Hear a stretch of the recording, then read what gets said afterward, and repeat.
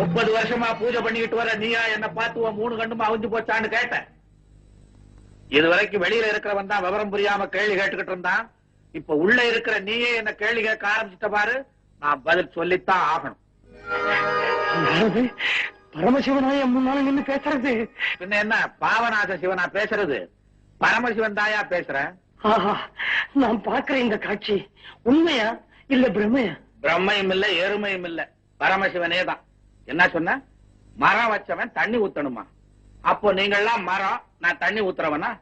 அட பாவிகளா, கோயில் கிணத்துல இருக்க உப்பு தண்ணி எல்லாம் எடுத்து எந்த தலையில நீங்க தானையா கொட்டுறீங்க?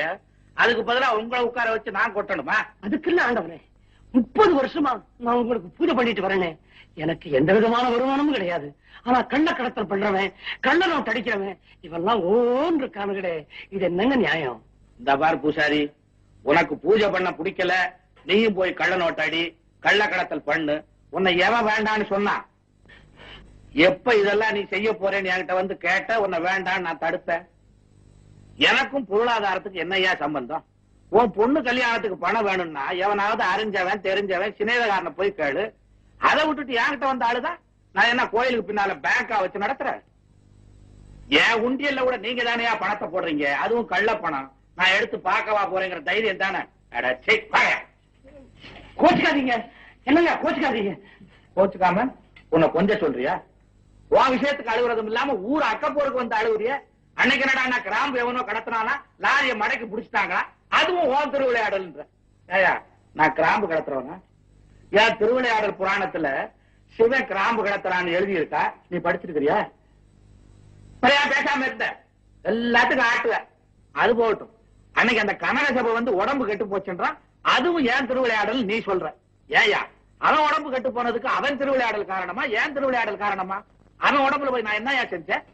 நான் இந்த கேள்வி எல்லாம் கேட்கும் போது நீங்க லிங்கமா இருந்தீங்க. ஏன் லிங்கமா இருந்தா என்ன? இல்ல, லிங்கத்துக்கு காது இல்லைன்றியா?